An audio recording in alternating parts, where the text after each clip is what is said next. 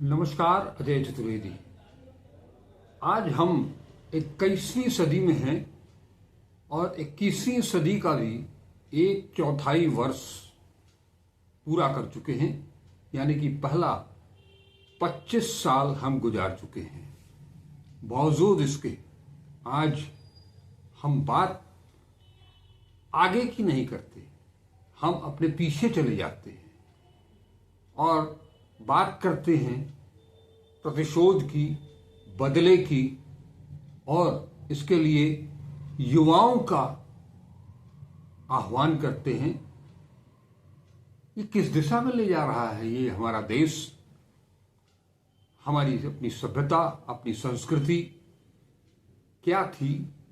बदला लेने की, प्रतिशोध लेने की, और वो बदला भी, वो प्रतिशोध भी किससे लिया जाना है? 1000 साल पहले अगर किसी विदेशी आक्रांता ने आकर के हमारे किसी धार्मिक स्थल पर हमला किया, लूटपाट मचाई और चलता बना, अब तो उसके वंशज भी शायद इस देश में नहीं रहे होंगे, तो बदला किससे लेंगे और क्यों लेंगे? 1000 साल पहले जो घटना हुई, उनके वंशज अगर आज हैं भी, तो उन्होंने तो आजाद भारत में सांस ली है, जन्म लिया है। 1000 साल में जानी कितनी पीढ़ियां गुजर गईं, अब भी वो आक्रांता हैं, विदेशी हैं। किस आधार पर? जी हां, आज हम बात करेंगे एक बयान की जो युवाओं को दिया गया बयान है, और वो बयान और किसी का नहीं, हमारे देश के सुरक्षा, राष्ट्रीय सुरक्षा सलाहकार का ये बयान है, डोभाल साहब का। वो कहते हैं कि मंदिरों को लूटा गया, हम मूक दर्शक बने रहे। अजीत डोभाल जो पिछले दिनों विकसित भारत यंग लीडर्स डायलॉग 2036 में युवाओं को संबोधित कर रहे थे। उनका कहना था कि आप बहुत भाग्यवान हैं कि आप उस भारत में पैदा हुए जो स्वतंत्र है। भारत हमेशा ऐसा नहीं था जितना स्वतंत्र आपको दिखाई देता है। हमारे पूर्वजों ने इसके लिए बहुत कुर्बानियां सहन की हैं, बहुत अपमान सहन किए हैं, असहायता के दौर से गुजरे हैं। कई लोगों को फांसी हुई है। भगत सिंह को फांसी के फंदे को स्वीकार करना पड़ा, सुभाष चंद्र बोस को जीवन भर संघर्ष करना पड़ा, महात्मा गांधी को सत्याग्रह करना पड़ा, और अनगिनत लोगों को जान देनी पड़ी। वो आगे कहते हैं कि हमारे गांव जले, हमारी सभ्यता को समाप्त किया गया, हमारे मंदिरों को लूटा गया, हम मूक दर्शक की तरह असहाय होकर देखते रहे। ये इतिहास हमें चुनौती देता है। प्रतिशोध शब्द अच्छा तो नहीं है, लेकिन प्रतिशोध भी अपने आप में बड़ी भारी शक्ति होती है।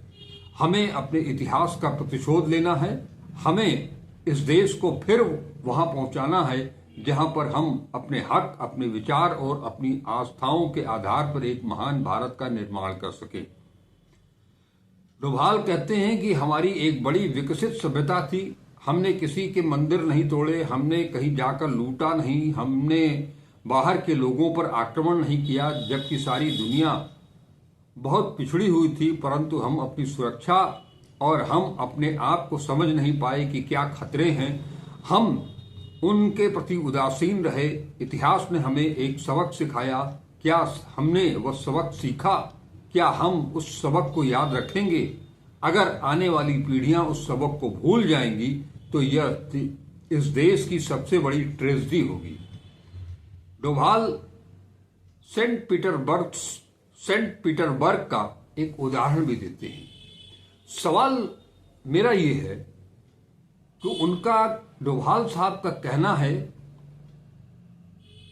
कि हमारे गांव जले, हमारी सभ्यता को समाप्त किया गया, हमारे मंदिरों को लूटा गया, हम मूक दर्शक की तरह असहाय होकर देखते रहे। हम अपने गौरवशाली इतिहास को इतना असहाय बताने का जो काम कर रहे हैं, क्या वास्तव में हम इतने असहाय थे कि हम किसी का प्रतिशोध उस समय मुकाबला नहीं कर सकते थे? प्रतिशोध की बात अलग है, हम किसी का मुकाबला नहीं कर सकते थे? ऐसा तो नहीं था। अगर ऐसा है तो फिर हम छत्रपति शिवाजी को, हम महाराणा प्रताप को, इस तरह के न जाने कितने राजा रहे, लड़ाकू रहे, उन सब का अपमान नहीं कर रहे हैं, जिन्होंने अंतिम सांस तक विदेशी आक्रांताओं से लड़ाई लड़ी, युद्ध भूमि में वीर गति को प्राप्त हुए, उन सब का यह अपमान नहीं है? बदला किससे लेना चाहते हैं? 1000 साल के बाद हम वो भारत जो वसुधैव कुटुंबकम की बात करता है, वो आज 1000 साल के बाद उस पीढ़ी के वंशजों से बदला लेने की बात करता है। ये बदला, ये घृणा, ये नफरत क्यों फैलाई जा रही है और किसके लिए फैलाई जा रही है? मोहम्मद गजनी का वंशज कौन है, किसे पता है? कहां से खोज करके ले आएंगे कि उनको आप खत्म कर देंगे? इतिहास को बदल देने से, इतिहास को नकार करके मनगढ़ंत कहानी गढ़ देने से इतिहास नहीं बदलता है। आपने प्राचीन इतिहास के बाद आधुनिक इतिहास ले दिया। बच्चों को ये पढ़ाएंगे नहीं कि वो मुगल काल में क्या हुआ, उसके पहले क्या हुआ।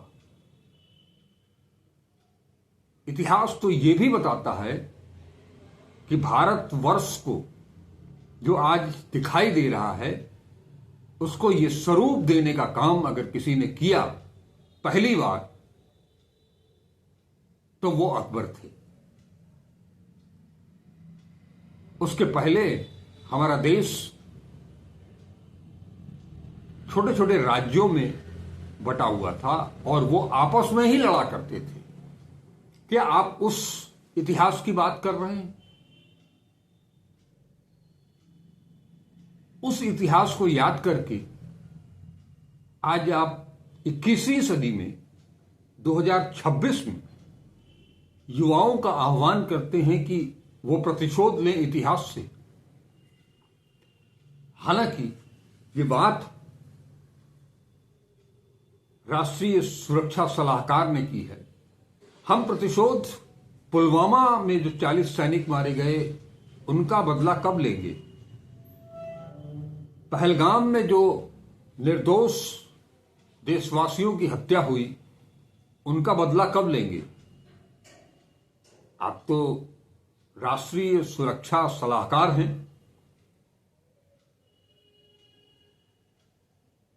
इस बात का जवाब देना चाहिए। तात्कालिक जो घटनाएं हैं 2019 से लेकर के 2025 अप्रैल, पहले उसका तो बदला ले लें।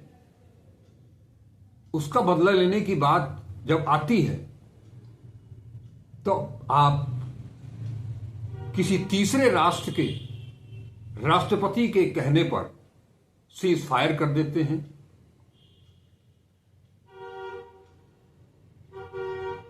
पहलगाम हो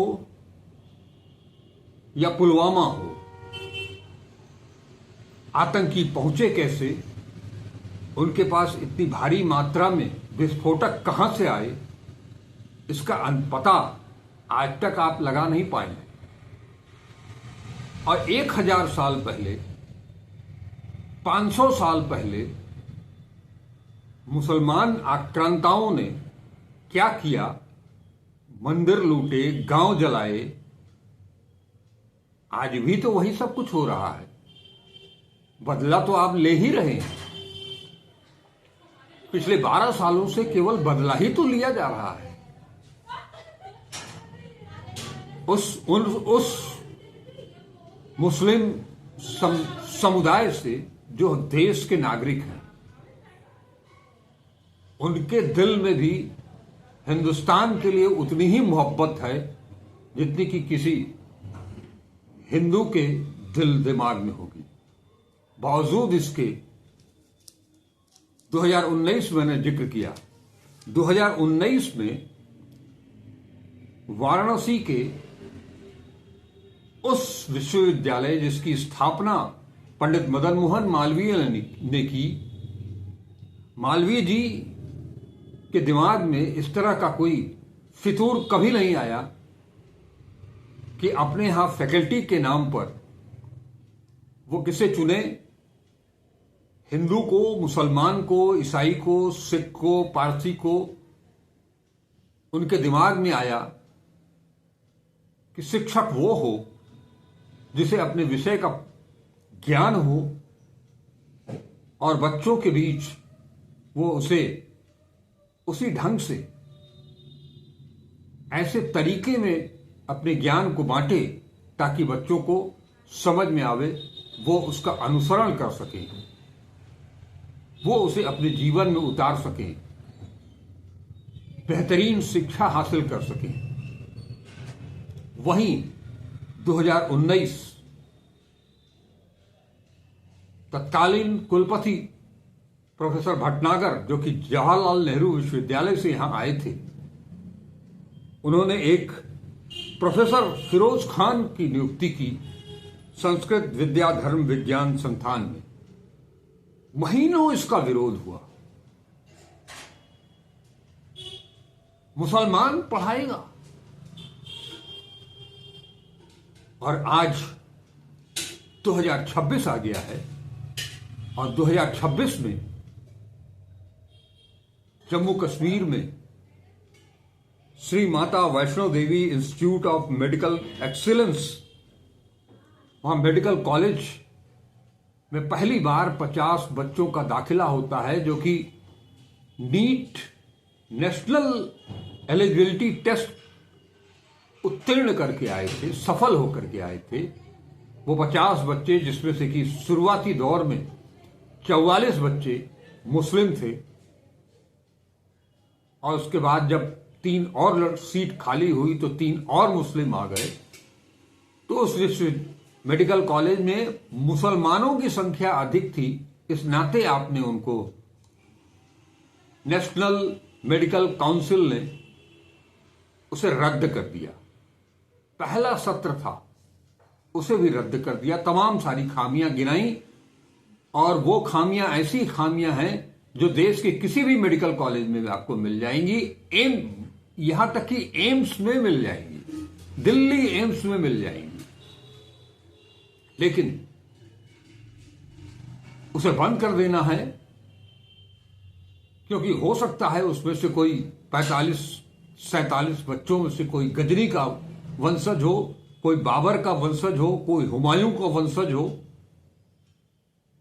यही सोच है।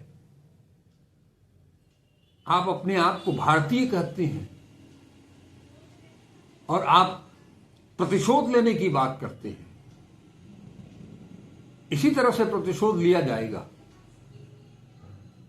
मस्जिदों को ढहा करके, मजारों को गिरा करके, मदरसों को तोड़ करके,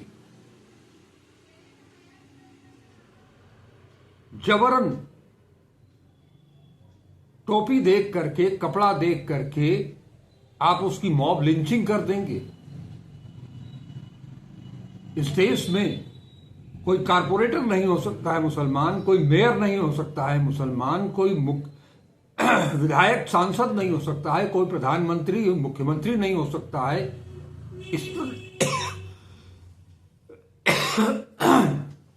इस तरह की मानसिकता से प्रतिशोध लिया जाएगा। इस देश की आजादी में जितना योगदान हिंदू, सिख, पारसी, जैन धर्म जैन, बौद्ध, इन सब का है उतना ही मुस्लिम्स का भी है। तो क्यों उनसे बदला किस चीज का लेना है? कम से कम अब तो समय आ गया है, जो बीती सारी चीजें थी, इतिहास आप पढ़ोगे नहीं और बदला लेने की बात करोगे। और जहां तक डोभाल साहब का सवाल है, तो डोभाल साहब तो पढ़े लिखे इंसान हैं, IAS अफसर रहे हैं। 2009 में रिटायरमेंट के बाद 2014 से लेकर के आज तक वो राष्ट्रीय सुरक्षा सलाहकार हैं प्रधानमंत्री के, और वो बदला लेने की बात कर रहे हैं। और ये बता रहे हैं कि उस समय हम मूक दर्शक बने रहे जब हमारे ऊपर आक्रमण होता रहा, तो हमारे उन शूरवीरों का अपमान कर रहे हैं आप। अंग्रेजों के खिलाफ लड़ाई में बापू सहित जितने नाम आप गिना रहे हैं, उसमें अनगिनत बहुत सारे नाम हैं। उसमें मौलाना अबुल कलाम आजाद जैसे भी नाम हैं।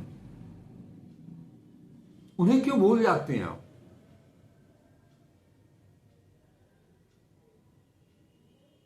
तो क्या इस तरह से देश चलेगा क्या?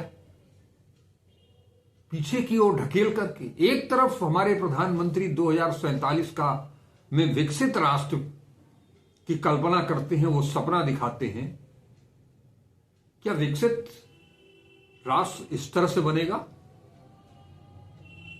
बदला लेके?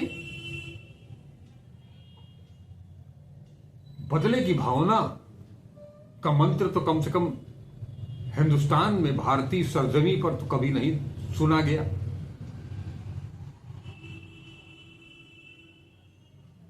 बदला लेने की बात है तो डोभाल साहब से मेरी प्रार्थना है, विनती है कि पुलवामा और पहलगाम का भी बदला होना चाहिए। इतनी बड़ी चूक हुई, विस्फोटक आ गए इतनी बड़ी तादाद में, आतंकी आ गए और हमको कुछ पता नहीं चला। अगर आप ऐसा कहते हैं कि उस समय हमें समझ नहीं थी और आक्रांता आए और लूट करके चले गए, तो समझ तो आज भी नहीं है। आतंकी आते हैं और हत्या करके चले जाते हैं। कम से कम आजादी के 78 साल के बाद इस तरह की राजनीति को हवा दे करके आप हिंदुस्तान को बर्बाद न करें, उसे अच्छी तालीम दें। बच्चा हिंदुस्तान का है, हर बच्चा हिंदुस्तान का है। वो चाहे मुसलमान का बेटा हो, चाहे हिंदू का बेटा हो, चाहे सिख का बेटा हो, पारसी का बेटा हो, ईसाई का बेटा हो, जैनी हो, बौद्धिस्ट हो। विचार स्पष्ट करने की जरूरत है।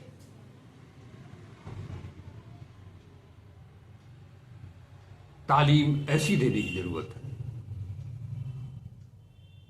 नमस्कार। वीडियो कैसा लगा जरूर बताइएगा। ज्यादा से ज्यादा शेयर कीजिए और अब तक अगर चैनल को सब्सक्राइब नहीं किया है तो उसे सब्सक्राइब भी कीजिए।